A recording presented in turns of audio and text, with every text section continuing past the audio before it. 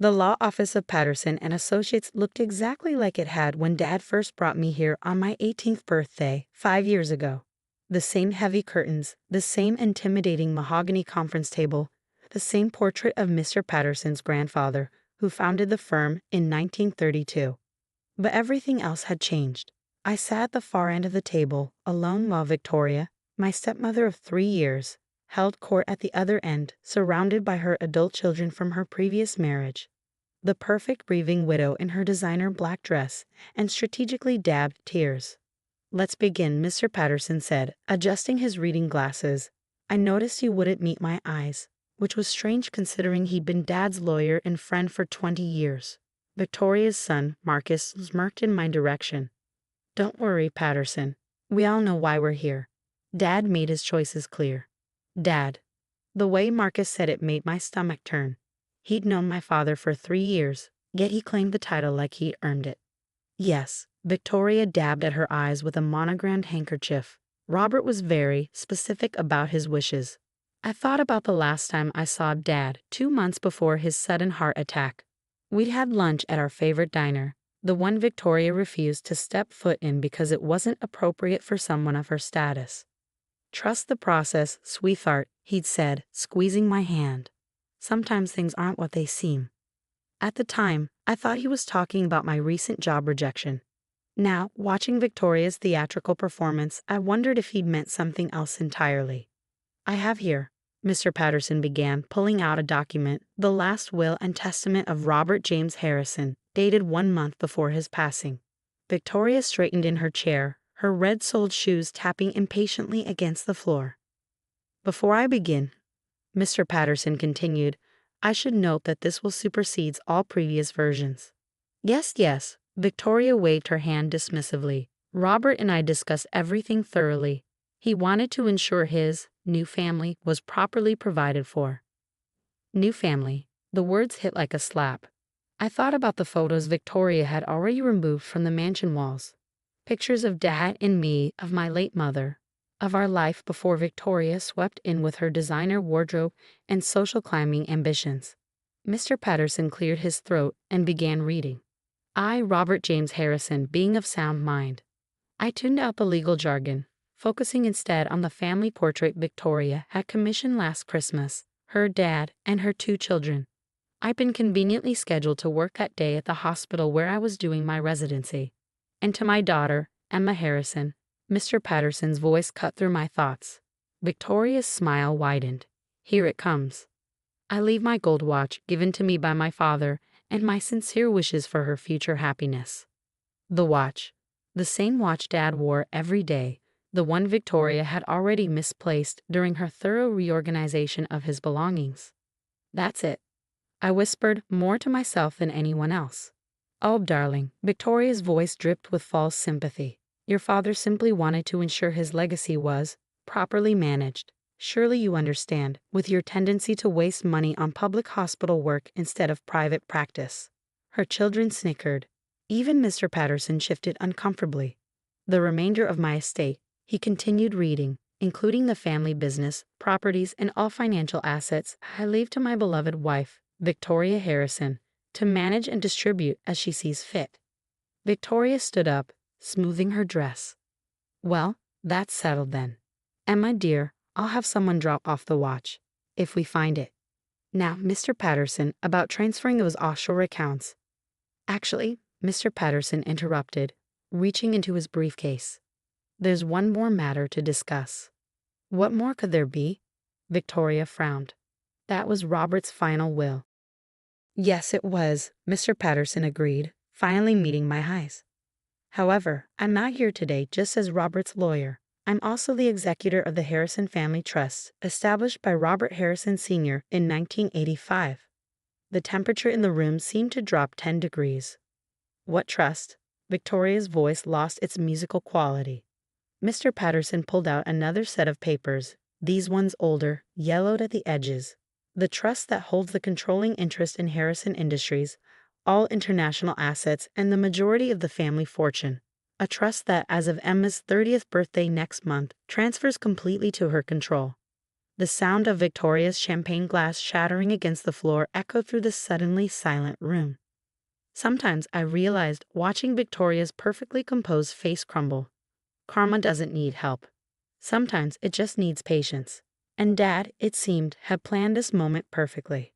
"This is impossible." Victoria's voice had lost its cultivated softness, taking on a shrill edge that bounced off the office walls. "Robert would have told me about this trust." Mr. Patterson carefully arranged the trust documents on the table. The Harrison Family Trust was created with specific conditions. Only blood descendants of Harrison Sr. could know of its existence before the designated transfer date. I thought back to all those mysterious meetings Dad had with Mr. Patterson over the years, the quiet conversations that stopped when Victoria entered the room.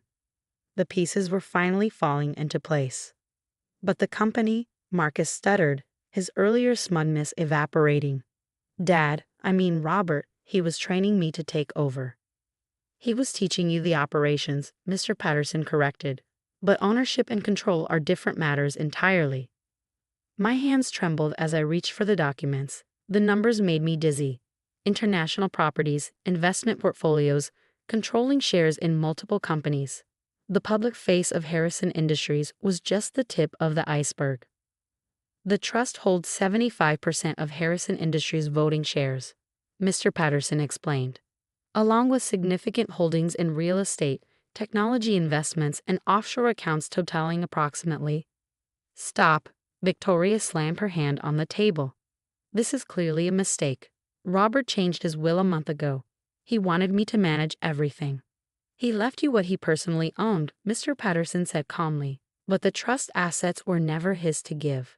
They belonged to his father, who designated them for his grandchildren. In this case, his only grandchild, Emma." Victoria's children sat in stunned silence, their dreams of inheriting a fortune, of controlling one of the city's oldest family businesses, crumbling before their eyes. "I've managed that company for 3 years." Victoria's voice turned dangerous. "I've made connections, signed contracts. As an employee, I found myself saying, surprising everyone, including myself, 'Dad let you play CEO, but he never gave you ownership.' Now I understand why." Victoria's eyes narrowed. "What exactly are you implying?" "The trust requires annual audits," Mr. Patterson interjected, pulling out more papers, "including investigations into all major business decisions. We have some concerns about recent contracts, particularly with companies connected to your previous husband's family." The color drained from Victoria's face. "You've been funneling contracts to your ex's companies," I realized aloud. "Overpriced services, kickbacks. Dad knew, didn't he? That's why he changed his will at the end, to make you think you'd won while the trust protected everything important." "You can't prove anything," she hissed. "Actually," Mr. Patterson said, "the trust's investigators have compiled quite a detailed report. Would you like to see it?" Victoria grabbed her designer purse, her hands shaking. "This isn't over. I have rights as his widow." "You have exactly what Dad gave you." I stood up, feeling stronger with each word. "The mansion, your jewelry, the cars. Enjoy them. But Harrison Industries and all its assets belong to the trust. To me. You." She laughed bitterly. "The girl who works at a public hospital? You know nothing about running a business empire." I smiled, remembering more of Dad's cryptic comments over the years. His insistence that I learn about the business even while pursuing medicine. The weekend meetings he called father-daughter time that always seemed to involve visiting company sites or reviewing financial reports. "Dad taught me everything I needed to know," I said quietly. "While you were busy redecorating the mansion and planning charity galas, he was preparing me. I just didn't realize it then." Mr. Patterson nodded approvingly. "The trust includes provisions for a transitional period. I'll continue as legal counsel, and the board of directors will remain in place to ensure stability." Victoria's children started whispering urgently to each other, no doubt calculating what they could salvage from this disaster. "You have until the end of the month to vacate the CEO's office," I told Victoria.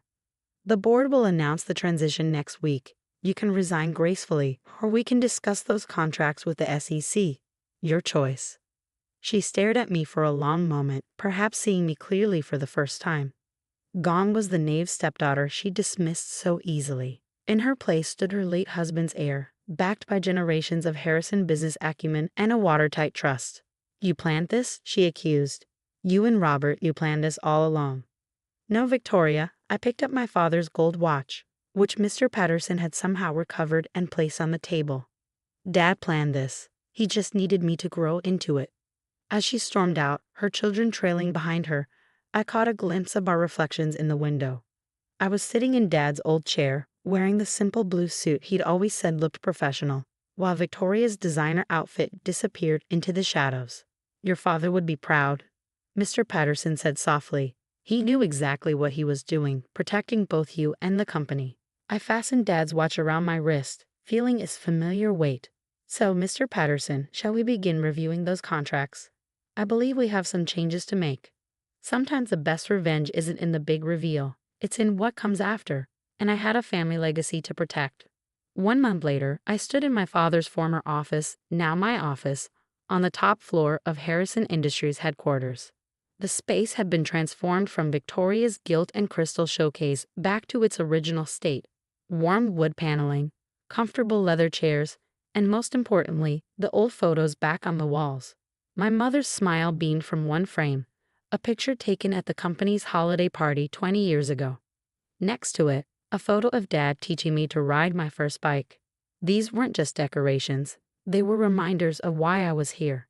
A knock at the door interrupted my nostalgia. "Miss Harrison, the board is ready for you." Taking a deep breath, I grabbed the portfolio I prepared. This would be my first board meeting as CEO, and I knew exactly what to expect. Victoria had made sure most board members were her allies, wealthy friends who'd gotten comfortable with her way of doing business. The boardroom fell silent as I entered. 12 pairs of eyes watched me, most of them skeptical. I recognized Victoria's country club friends, the golf buddies, the charity gala regulars. "Good morning," I said, taking my place at the head of the table. "I appreciate you all being here for this transition meeting." "Ms. Harrison," Charles Wellington IUI spoke first, exactly as I predicted. "While we respect the unusual circumstances of your inheritance, some of us have concerns about your experience level." I opened my portfolio. "Those concerns are exactly why I called this meeting, Mr. Wellington. Shall we discuss the Anderson construction contracts first, or would you prefer to start with the offshore account discrepancies?" The color drained from his face. Several board members shifted uncomfortably in their seats. "I've spent the past month reviewing every major decision made in the last 3 years," I continued, distributing documents. "The trust's investigators have been quite thorough. Mr. Patterson, would you like to explain the legal implications?" Mr. Patterson, sitting to my right, cleared his throat. "Several contracts appear to violate SEC regulations regarding conflict of interest and proper disclosure. The kickback schemes alone could result in significant penalties." "This is outrageous," Wellington sputtered. "You can't just come in here and make accusations." "These aren't accusations," I corrected him. "These are documented facts. Facts that could lead to criminal charges for everyone involved." I paused, letting that sink in. "However, I'm offering an alternative." The room was dead silent now.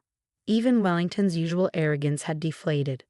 "Immediate resignations from all board members involved in these schemes," I said calmly. "In return, Harrison Industries won't pursue legal action. You'll be replaced by qualified professionals who understand that this company's success doesn't come from country club connections." "You destroyed decades of business relationships?" someone asked.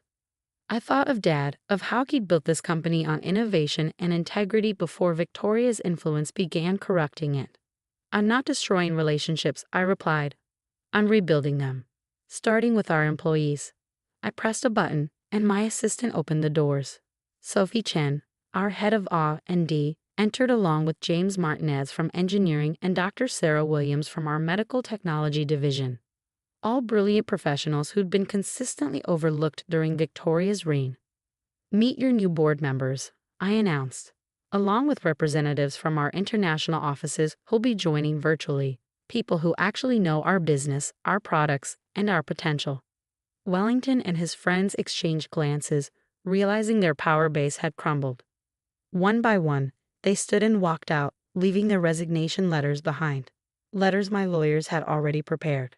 As the new board members took their seats, I saw something I hadn't seen in this room for years. genuine enthusiasm for the company's future.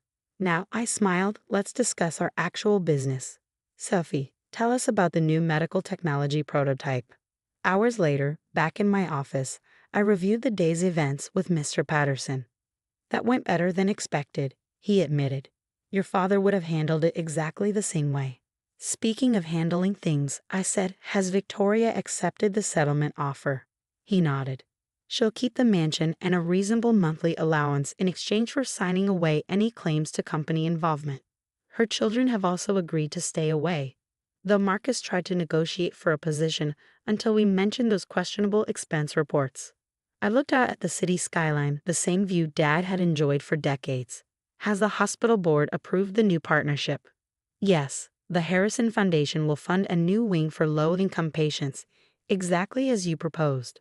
It's a perfect blend of business and medicine, just like you. A notification popped up on my computer. Victoria had been seen clearing out her remaining items from the executive floor. According to security, she'd stopped to stare at the new company motto I'd had installed in the lobby. Harrison Industries, built on innovation, guided by integrity, dedicated to progress. The words Dad had lived by, the principles he taught me, and the legacy I would protect. I touched his watch on my wrist, its steady ticking a reminder of time's constant forward motion. The past month had transformed me from a doctor who happened to be a Harrison to a CEO who happened to be a doctor. But maybe that's exactly what the company needed. Someone who understood that true success wasn't measured in stock prices alone, but in the lives we improved along the way. Time to get back to work, I said, pulling up the new medical technology proposals. We have a company to rebuild. Your dog is dangerous and needs to be put down. Margaret's shrill voice pierced through my phone, rattling me as I stood in the hospital corridor. Around me, the hum of beeping monitors and hushed voices of nurses faded into static. I've already called animal control. They're on their way to your house right now. My stomach dropped. Max, my therapy dog, my partner, my friend, he was home, resting after a long day of comforting sick children. What are you talking about, Margaret? I forced my voice to stay steady, though panic clawed at my throat. Max is a trained therapy dog. He wouldn't hurt anyone. He lunged at me, she gasped, her voice dripping with manufactured fear. I stopped by to drop off groceries, and that beast tried to attack me. I won't let a dangerous animal live next door to my son and grandchildren.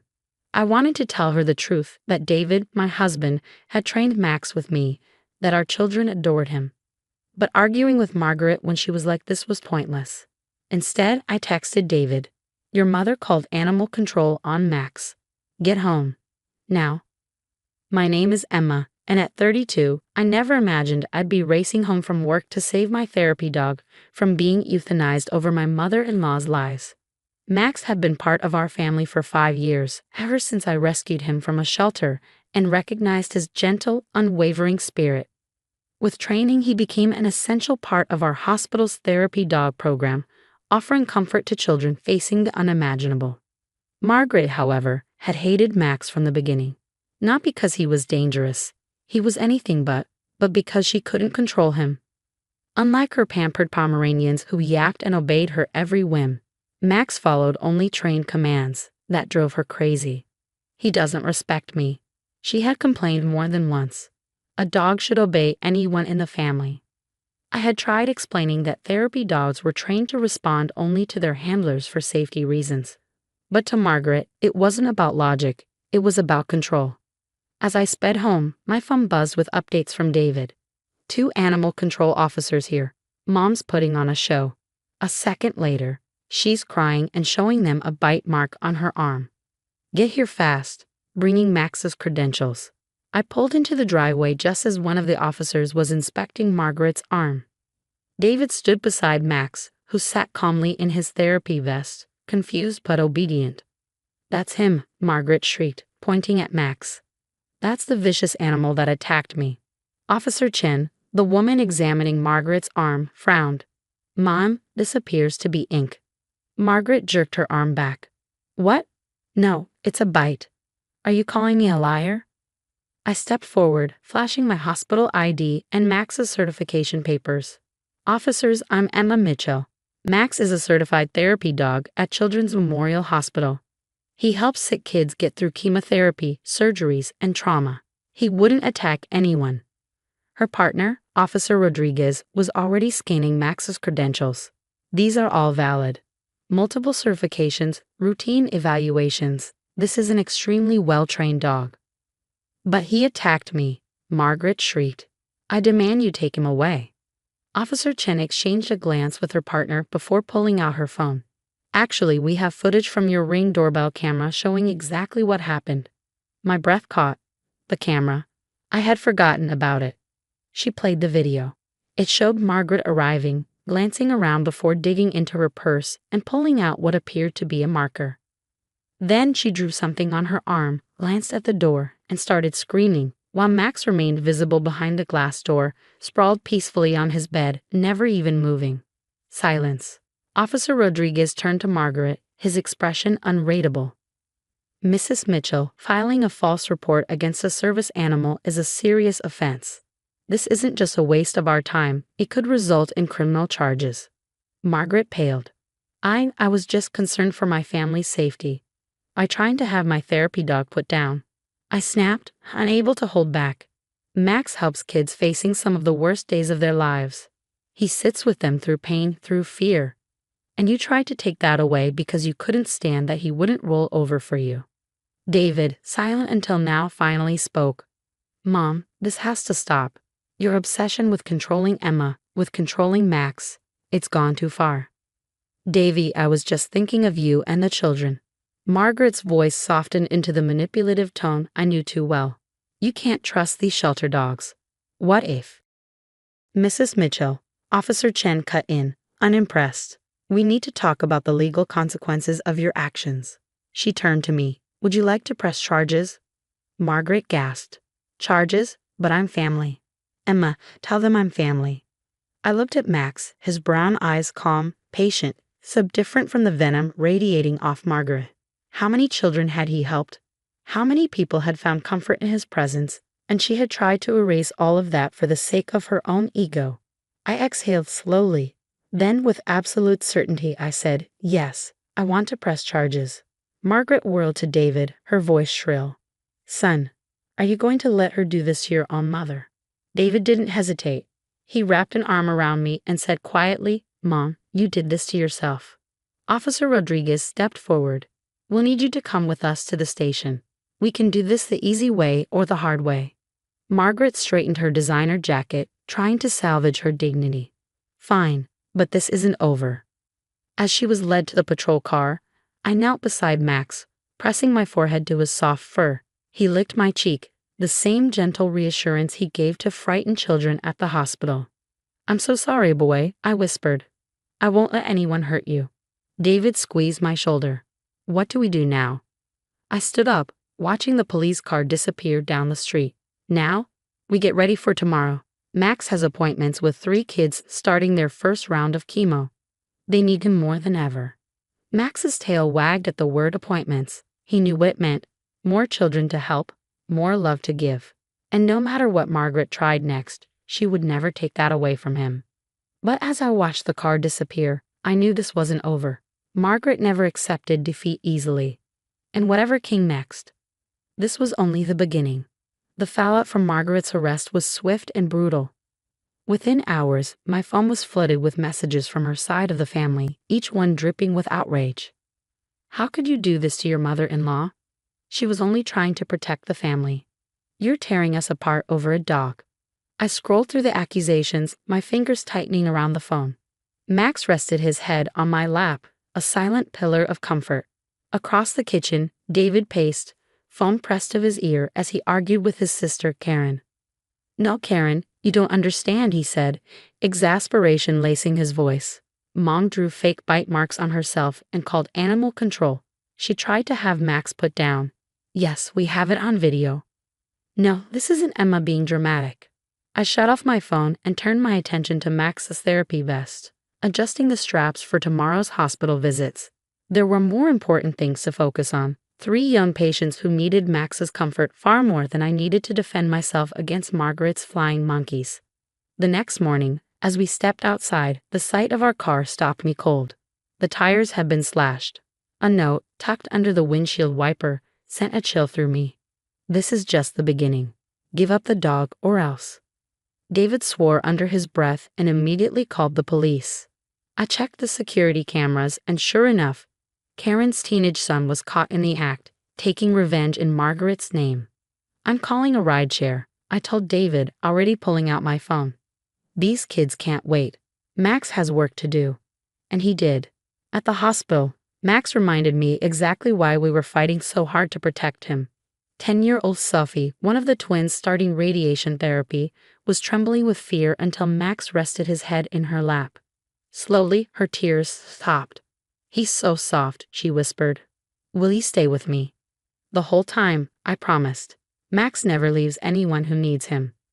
Her sister, Sarah, had been trying to be strong for them both, but when Max gently placed his paw in her hand, her own mask cracked. By the time they were led into treatment, their fear had been replaced with quiet determination because Max would be waiting when they came out. Then there was Tommy, the 8-year-old who had survived a car crash that stole his parents. He hadn't spoken a single word since the accident, responding only with nods and head shakes. But when Max trotted into his room, tail wagging, something shifted. Max didn't wait for a command. He walked straight to Tommy's bedside and laid his head beside the boy's hand. Tommy hesitated, then his small fingers reached out, brushing through Max's fur. Dog, he whispered. The nurse gasped, dropping her clipboard. It was the first word he had spoken in 2 weeks. The moment stayed with me long after we left the hospital. But whatever warmth I felt vanished the second we pulled into our driveway. Margaret was standing on our front porch, freshly released on bail. We need to talk, she announced as I stepped out of the car. This has gone far enough. Max pressed close to my side, alert but calm. There's nothing to discuss, Margaret. You tried to have my therapy dog killed and got caught. Whatever happens next isn't up to me. She scoffed. Don't be difficult. I'm offering you a deal. Drop the charges, and I'll help you find a more suitable pet. Something appropriate for children, like my Pomeranians. I let out a short, incredulous laugh. You mean the dogs that actually bit the mailman last month? The ones no one invites to family gatherings because they're aggressive. Her face darkened. That was different. They were protecting their territory. And what was Max doing when you faked those bite marks? Sleeping in his bed, helping no one. I shook my head. Go home, Margaret. We're done here. Her lips curled into a sneer. You're making a huge mistake. Think about David's position at the firm. Think about your children's relationships with their cousins. If you insist on this vendetta, everything could change. I exhaled sharply, anger coiling in my chest. My vendetta. You tried to have an innocent therapy dog euthanized because you couldn't control him. You're the one threatening our family because you got caught in a lie. At that moment, David pulled into the driveway, stepping out with a hardened expression. Mom, you need to leave, he said, his voice firm. Your lawyer advised you to stay away while the case is pending. Margaret's smile turned smug. Oh, I've already handled that. The charges will be dismissed by morning. Judge Patterson is an old family friend, and he agrees this has been blown out of proportion. David and I exchanged a glance. Without a word, I pulled out my phone and hit record. So you're saying you've spoken to the judge presiding over your case? Outside of court, I asked. The color drained from Margaret's face. That's not what I meant. Really? Because it sounded a lot like judicial interference. I tilted my phone, making sure the camera caught everything. I'm sure the DA would be very interested in this conversation. You wouldn't dare, she hissed, but her confidence was unraveling. Try me, I said eagerly. Now leave before we add trespassing to the list. She turned to David, her last hope. Son, are you really going to let her destroy this family? His answer surprised us both. The only one destroying anything is you, Mom. First with your lies about Max, and now with your attempts to manipulate the system. When does it stop? Margaret's face twisted with rage. This isn't over, she spat before storming off. You'll regret this, both of you. As she peeled out of the driveway, David wrapped an arm around me. You okay? I nodded, scratching Max's ears. Better than okay. For the first time, I feel like we're finally standing up to her. Me too, he admitted. But she meant that threat. She's not done. I thought about Sophie and Sarah, about Tommy whispering his first word. about every child who needed Max. Then let her try, I said, because we're not backing down. Max wagged his tail, as if agreeing. We didn't know what Margaret would try next, but whatever it was, we would face it, together. That night, as I curled up on the couch, my phone buzzed with a text from an unknown number. A photo filled the screen, Max's therapy dog certification, burning in what looked like Margaret's fireplace. Below it, a message. Oops, guess he can't work without these. Your move. I showed the screen to David. His jaw tightened, his anger barely contained. But I just smiled. She still doesn't get it, I murmured. She thinks this is about paperwork. David kissed my forehead. And that's exactly why she'll lose. Max lifted his head, his warm brown eyes full of trust. Tomorrow, we deal with whatever came next. But tonight we have this moment, and we weren't afraid. Margaret wanted a war. She had no idea she'd already lost. The following week, Margaret launched her most ruthless attack yet. I arrived at the hospital to find Dr. Chen waiting for me, her expression unreadable. Emma, I'm so sorry, she said. The board is temporarily suspending Max's visits while they conduct an investigation. My stomach dropped. What investigation? She handed me a thick folder. Inside were dozens of formal complaints, all claiming Max had shown aggressive behavior. The reports were signed by different names, but the handwriting was eerily familiar. Margaret, I whispered, fury rising in my chest. She orchestrated all of this because of the charges against her. Dr. Chen nodded. I had my doubts too, which is why I've already started reviewing our therapy session footage. Your mother-in-law didn't realize that all interactions are recorded for liability purposes. Hope flickered, but my mind was on Sophie and Sarah, on Tommy, on all the children who needed Max. What do I tell them? I asked, voice tight. Before Dr. Chen could answer, Tommy's nurse burst into the room, breathless. Emma, you need to come now. Tommy's having a panic attack. He's asking for Max. I bolted down the hall, my heart pounding. Tommy was curled into a ball, gasping for air.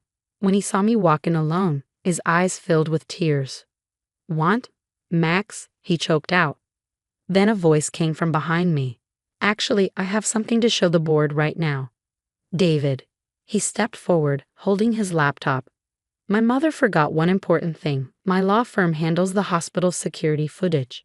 He played a compilation of Max's sessions, showing nothing but gentle, healing interactions. But then came the real proof, recordings of Margaret bribing hospital staff and pressuring them into filing false reports. Within hours, the board reversed its decision.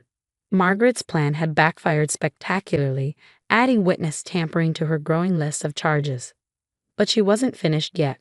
That night, as we celebrated Max's reinstatement, we got a call from the police.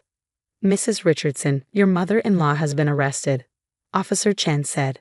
She broke into your home. The security footage told the rest of the story. Margaret had entered with a vial of sedatives, clearly meant for Max. But instead of finding him alone, she found Officer Chen, who had been installing additional security measures after her last stunt. This time, the officer continued, there won't be any bail. The case against Margaret was airtight.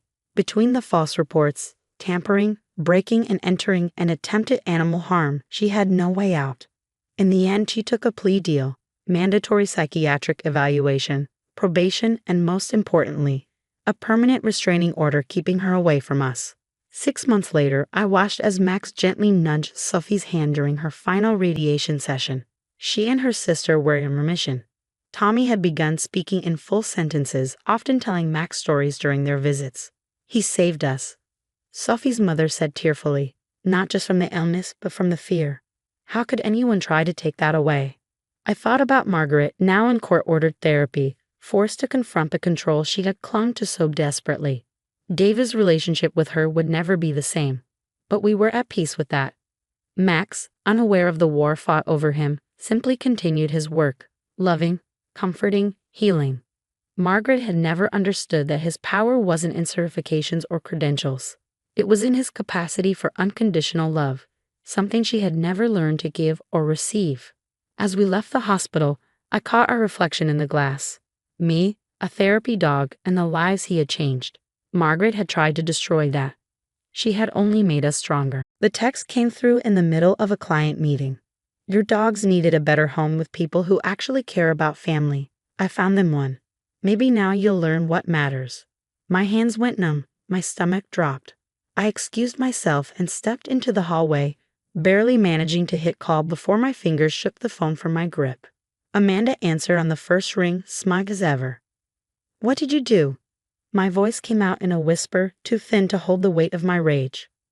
"What I should have done months ago," she said, self-righteous and pleased with herself. "Those dogs took up all your time. You missed Tommy's birthday party for a dog show, Elizabeth. A dog show. Do you know how much that hurt him? He's your nephew." I pressed my free hand against the wall, trying to steady the world tilting beneath me. "Where are my dogs, Amanda?" "Safe, with a family who'll love them the way they deserve. A real family, not just a woman who cares more about ribbons than people." I couldn't breathe. My 3 Australian shepherds, Shadow, Luna, and their daughter, Storm, weren't just pets. They were my family, my partners, my world. I'd raised Shadow from a puppy, trained Luna when everyone said she was too stubborn, and watched Storm take her first unsteady steps in my living room. "Amanda, those dogs are worth thousands of dollars. They're champion show dogs. You can't just give them away." She scoffed. "Of course that's what you care about, the money. Well, too bad. The family has kids who'll actually play with them instead of treating them like trophies." The call ended before I even realized I'd hung up. I tried my brother Jack next, straight to voicemail. By the time I reached home, my key still worked, small mercies, but the house was wrong. Silent, hollow, no eager barks, no clicking paws on the hardwood. Their beds were gone. The cabinet where I kept their food, their leashes, their grooming tools, empty. Amanda had been working toward this moment for months. Every family gathering was an ambush. "The dogs always come first with you," she'd sneer. "Must be nice to have so much free time for hobbies while the rest of us focus on family." She never understood. After our parents died in that accident 5 years ago, my dogs were what kept me anchored. Jack had understood at first. He'd even helped me pick out Shadow. Then he married Amanda, and suddenly my life was a problem that needed fixing. But Amanda had just made the biggest mistake of her life. I dialed the police. The officer who arrived took one look at the paperwork, registration, competition records, valuation certificates, and nodded. "This isn't a family dispute. This is felony theft." $47,000 worth of stolen property, I clarified, voice steady now. "Do you have proof she admitted to it?" I pulled up Amanda's text, then played the voicemail she'd left. "The dogs are gone, Elizabeth. Deal with it. Maybe now you'll remember what family really means." The officer exhaled sharply. "That'll do." Next, I called Mary Chen, my lawyer. "Send me everything," she said the moment I finished explaining. "She put this in writing. Good. That's airtight. If she sold them, she just opened herself up to fraud charges on top of grand theft." As I scanned documents, my phone lit up again. "Amanda." "The police? Really?" She actually laughed. "Way to prove my point. Jack is so disappointed in you." I didn't rise to it. "Where are my dogs, Amanda?" "Safe and happy. The family promised to give them a good home. A normal home, not your obsessive show dog prison." I let the silence stretch until her bravado cracked. "Amanda," I said evenly, "those dogs are microchipped. Registered. Their bloodlines and titles are documented. What you did isn't just cruel. It's a crime. So I'll ask one more time. Where are my dogs?" The quiet on the other end was long and fragile. Then finally she muttered. "They answered an ad. Paid cash. They said they lived near Springfield." I hung up. Then I got to work. By morning, every breeder, rescue, and dog show community in the state would know about my stolen champions. Their microchips would be flagged. The police would be knocking. Amanda thought she was teaching me a lesson. She had no idea the storm she just unleashed. By morning, my posts about the stolen champions had gone viral in the dog show community. My phone was a constant buzz of messages from handlers, breeders, and judges. The Australian Shepherd world was tight-knit. News of stolen champions spread like wildfire. The first call came from Jessica, my longtime handling mentor. "Your SIO did WHAT," she practically shouted. "I've already alerted all the major registries. If anyone tries to rehome them or change their names, we'll know." The police had launched their investigation, but I wasn't waiting. My living room had become a makeshift command center, laptop open, phone charging, a map pinned with every potential location within 2 hours of Springfield where someone might be keeping 3 high-value show dogs. Then, around noon, my brother Jack finally called. "Elizabeth, this has gone too far," he started, his voice tense. Amanda was just trying to commit grand theft. I cut in. To steal and sell off 3 dogs worth over 40 grand? To throw away years of training and careful breeding? "They're just dogs," he snapped. "This is exactly what Amanda meant. You care more about them than your own family." I exhaled slowly, gripping my phone. "Those just dogs are my livelihood, Jack. Storm's puppies alone would be worth thousands each. But let's talk about family, because yours just committed a felony." "You wouldn't actually press charges," he said, but I heard the doubt creeping in. "Watch me." An hour later, I got the call I'd been waiting for. Helen Martinez, who ran the state's largest Australian Shepherd rescue, was on the line. "One of my volunteers thinks they saw your dogs. A family brought 3 Aussies into our vet clinic yesterday for checkups. Said they'd just gotten them from someone online." My heart pounded. "Do you have an address?" "Better. They're coming back at 2 for vaccinations. The vet already scanned their microchips. They match yours." I barely managed to thank her before dialing Officer Roberts. "We'll meet you there," he assured me. "Don't approach them alone." The next 2 hours crawled. Amanda called again, but I let it go to voicemail. Her message was panicked now, the smugness gone. "Elizabeth, please. I didn't know about the microchips. The family seemed nice. They have children. Just call me back, okay?" I didn't. At 1:45, I parked across from the clinic. The officers arrived shortly after, keeping a low profile. At 1:55, a white SUV pulled in. My breath caught. Through the windows, I saw them. Shadow, Luna, and Storm. My champions, my family. What followed was a blur of flashing lights, confused explanations, and my dogs lunging toward me in relief. The family who had them looked stunned as the police questioned them. The woman said she was helping her sister rehome them. The husband told the officers, shaking his head. She seemed so sincere. Said the dogs needed a real family, a normal life. As the police took statements, I checked each dog. Storm's perfectly maintained coat was a disaster. Luna was trembling from stress. Shadow, always my protector, refused to leave my side. Then my phone rang. "Amanda." I answered this time. "The police just left our house," she said, her voice tight with panic. "Elizabeth, please. I didn't know about the felony charges. I thought I was helping." "Helping who?" I asked coldly. "Yourself? Your ego." "I thought the dogs would be happier," she insisted. "The family had kids, a big yard." "Happier?" I laughed, but there was no humor in it. "Shadow has hip dysplasia and needs medication. Luna has dietary restrictions. Storm was training for national championships, but you didn't think about that, did you? You just wanted to punish me." There was a pause. Then a whisper. "What do you want?" "Not from you, Amanda. You already made your choice." "Jack says you're pressing charges," she choked out. "Please. I could lose my job if I have a felony on my record. You should have thought of that before stealing 3 champion show dogs. They're back now. Everyone's fine. Can't we just move on?" I looked at my dogs, Storm curled into her travel bed, Luna finally settling, Shadow resting his head on my shoulder. They weren't fine, and neither was I. "No, Amanda, we don't just move on from this." I hung up. Officer Roberts approached with paperwork. The family's given a full statement, with the texts, voicemails, and proof of value. The DA's moving forward with charges. I nodded. Good. A text from Jack popped up. "Mom would be ashamed of you for doing this to your family." I exhaled, steady and sure, before typing back. "No, Mom would be ashamed of you for defending a thief just because you married her." As I drove home, Shadow sighed against my shoulder, Luna dozed, and Storm stretched into her rightful place. Everything was back where it belonged. Well, almost everything. A new text flashed on my screen. "Mary, my lawyer. DA's office is proceeding with charges. They're offering a plea deal. Want to hear it?" I smiled. The lesson wasn't over yet. The DA's office gave Amanda a choice: face felony charges for grand theft or take a plea deal. Misdemeanor charges, 2 years probation, mandatory counseling, and full restitution for damages to the dogs. She'll also have to issue a public apology, Mary said, sliding the agreement across her desk. The DA understands the impact this had on your reputation in the show community. I scanned the terms.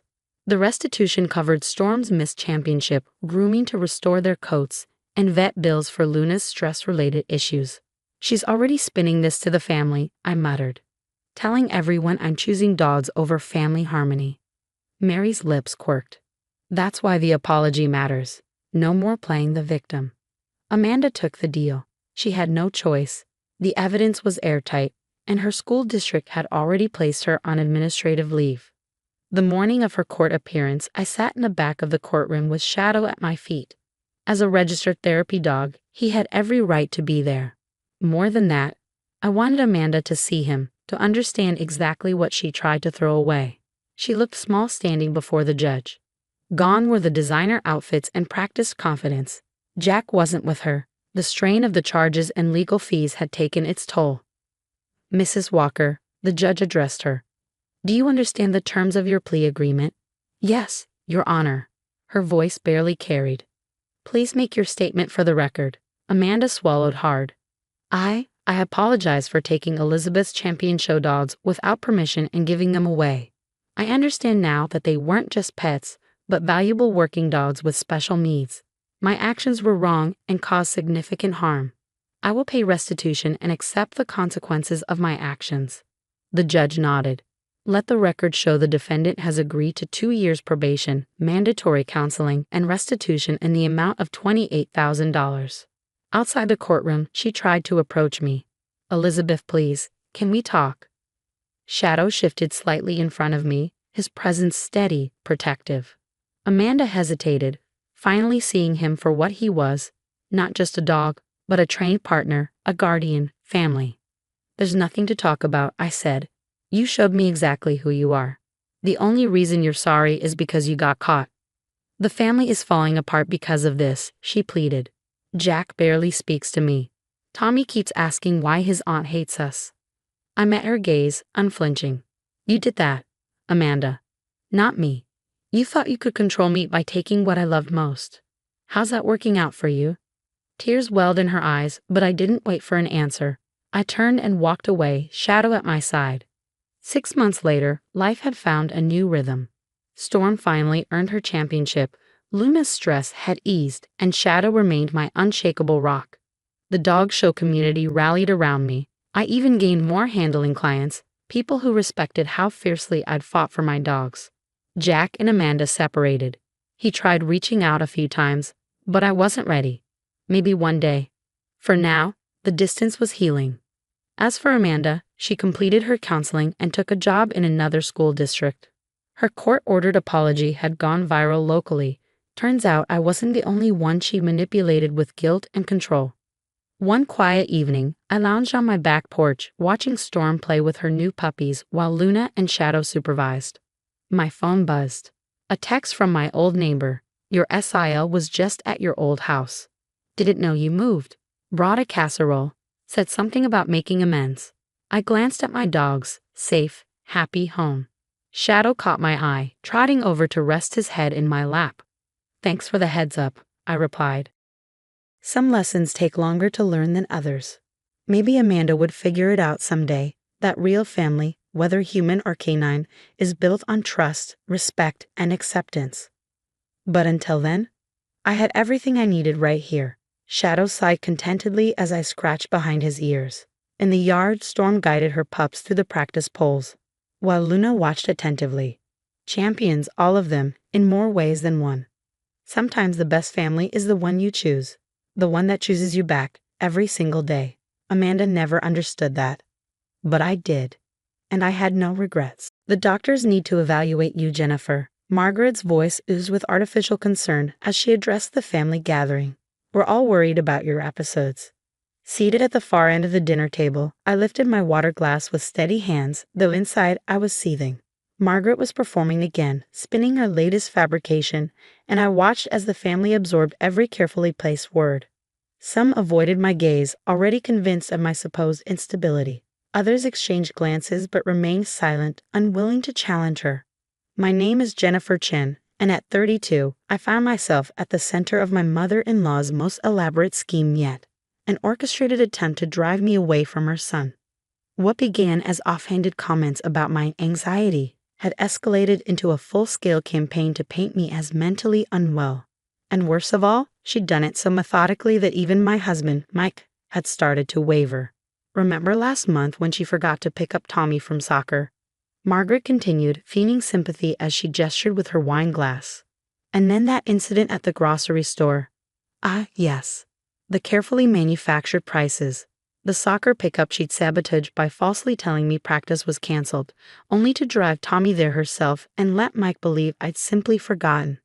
The grocery store incident, where she'd whispered to onlookers that I was behaving erratically, right as I confronted her for tampering with my shopping list.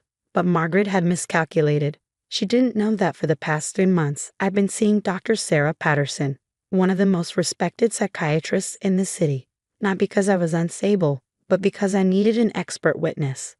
Someone to document the truth. I've already seen a doctor, Margaret, I said, my voice calm and measured. Her eyes narrowed, a flicker of unease disrupting her polished act. This wasn't in her script. Oh. She recovered quickly, tilting her head in mock curiosity. And what did they say, dear?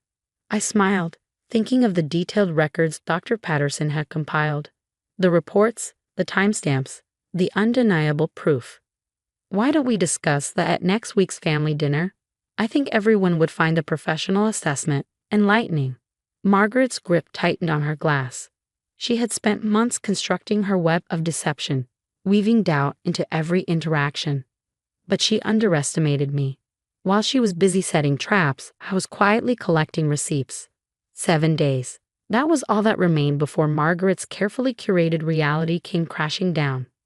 I glanced around the table, taking in the wary expressions of my in-laws, the tension thick in the air. They thought this was another one of Margaret's interventions. Another evening where she played the role of the concerned matriarch while I sat there, accused and defenseless. Not this time. Looking back, I should have seen it coming sooner. When I first married Mike 3 years ago, Margaret had been all warmth and welcome, too much of it. She invited me for tea, pried into my family history, latched onto the fact that my mother had passed away when I was young. Some people just don't handle stress well, she'd murmured whenever I showed emotion, planting seeds early. Then, 6 months ago, right after Mike and I announced we were trying for a baby, her mask slipped. I saw the flicker of panic in her eyes before she plastered on a congratulatory smile. That's when the incidents began. At first, they were subtle. Items in my home moved, misplaced. Margaret would gently express concern about my forgetfulness. She visited my workplace unannounced, telling my colleagues she was worried about me. Then, the bigger moves. The soccer practice setup, the staged grocery store scene. She was building a case, brick by brick, turning my own life into a performance where I played the unraveling wife. But she had no idea I'd been documenting everything.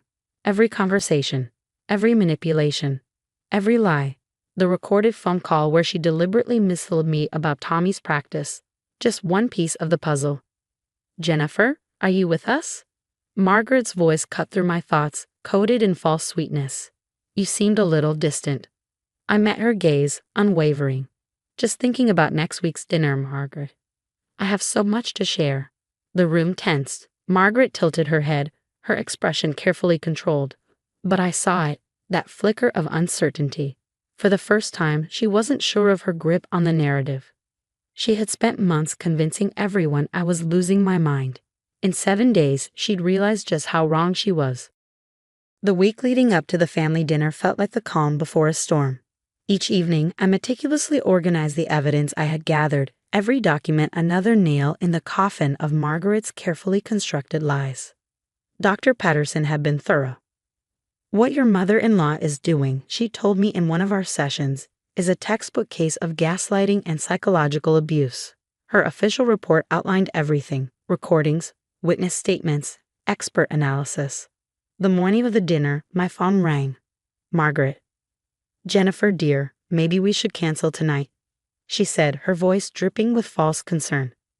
You seem rather stressed. I smiled. Actually, Margaret, I'm feeling perfectly stable. In fact, I've invited Dr. Patterson to join us. Silence, a beat too long. Then, a clipped. I see. That evening, the dining room filled with family. Mike sat beside me, his jaw tight, his fingers drumming anxiously against the table. He had spent months caught in the middle, torn between his mother's whispered warnings and his own uncertainty. Then Margaret arrived, last as always, her pearl necklace gleaming under the chandelier, her armor of choice. She swept into the room, poised, composed, until she saw Dr. Patterson already seated at the table. Her smile flickered. I stood. Before we begin, I'd like to share something with everyone. I handed out copies of Dr. Patterson's report, the weight of months of gaslighting and deceit pressing into their hands. For the past 3 months, I've been seeing Dr. Patterson, not because I'm unstable, but because I needed an expert to document what's really been happening. Margaret's fingers tightened around the paper. This is absurd, she snapped. Clearly, she's manipulated this doctor too. Dr. Patterson, ever composed, folded her hands on the table. Mrs. Chen, I have documented 37 separate incidents where you deliberately engineered situations to make Jennifer appear unstable. Would you like me to go through them? Silence. Then she did exactly that. The soccer practice deception. The staged grocery store scene. The unannounced workplace visits, each event laid out methodically, backed by witness statements. Tommy's coach, store employees, my colleagues. The final blow came when Dr. Patterson pressed play on an audio recording. Margaret's voice filled the room. There's no practice today. It's canceled. Just stay home. I'll take care of it.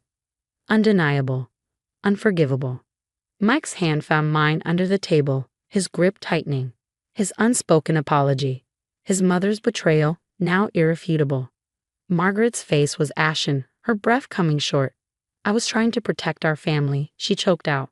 She's not right for us. I was only trying to make everyone see. See what, Margaret? My voice was quiet, but it cut through the room like a blade. That you could drive me away. That you could convince everyone I was losing my mind. Across the table, my father-in-law, silent until now, exhaled heavily. Mildred, he said, his voice laced with something I had never heard before. Disappointment. What have you done? Margaret's gaze darted around the table, searching for an ally. There were none. The perfect mother-in-law mask had cracked, and everyone finally saw what lay beneath. This was the moment I had been waiting for, but I felt no satisfaction in her downfall. No triumph. Only relief. Relief that the truth had finally come to light. The aftermath of that dinner was the true reckoning. Margaret left in tears, but her dramatic exit wasn't the end. It was just the beginning of the consequences she never saw coming. Mike was the first to draw the line. Mom, either you get professional help or you won't be part of our lives anymore. His voice was firm, his decision final. Margaret's breath hitched. You're choosing her over your own mother? No, Mom. He met her gaze without flinching. I'm choosing the truth. And that truth rippled through the family. The apologies started rolling in. My sister-in-law Sarah called first, her voice tight with guilt. Margaret told me you were having breakdowns. That you were. Dangerous. I should have come to you instead of believing her. Word of Margaret's manipulation spread, and the fallout followed. The country club committee, where she once reigned, quietly removed her from her prestigious role. Friends who had once hung on her every word now kept their distance. Her carefully curated reputation unraveled, thread by thread. But the most profound shift was in my marriage. One evening, as Mike and I sat on the porch watching Tommy chase fireflies in the yard, he turned to me, his expression heavy. I'm sorry I ever doubted you, even for a second. I exhaled, the weight of the past months settling around us. You were caught in the middle, I said. She's your mother. But you're my wife. His voice was firm. I should have seen it sooner. Margaret eventually started seeing a therapist, though I suspected it was more to salvage what was left of her image than out of genuine regret. At family gatherings, she was quieter, her presence diminished. She had lost her power the moment the truth had been laid bare. Then, 6 months later, an unexpected call came from my father-in-law. Jennifer, I want you to know, I've removed Margaret from the family trust. After what she did, I can't risk her having that kind of control again. It wasn't about money, it was about accountability. One day, Tommy, old enough now to understand pieces of what had happened, asked me, Mom, is Grandma still sick in her head? I chose my words carefully. No, sweetheart, Grandma made bad choices, but she's learning to make better ones. The last time I saw Margaret at Tommy's school play, she seemed smaller. The perfect outfit, the polished pearls, they couldn't mask the slump of her shoulders, the way her eyes flicked to me, not with disdain, but with reluctant acknowledgement. Later, Dr. Patterson told me, your case has become a teaching example in my practice. Proof that with patience and documentation, gaslighting can be dismantled. I still keep that report locked away in my desk, not because I need it anymore, but as a reminder that the best defense against manipulation isn't anger or revenge. It's truth, undeniable and unshakable. Margaret never apologized. Not really, but she doesn't have to. Because her power is gone. And in its place is something she never expected. Me, standing strong, unbroken, and fully in control of my own story. Tomorrow, Tommy has soccer practice. And this time, there's no question about who's picking him up.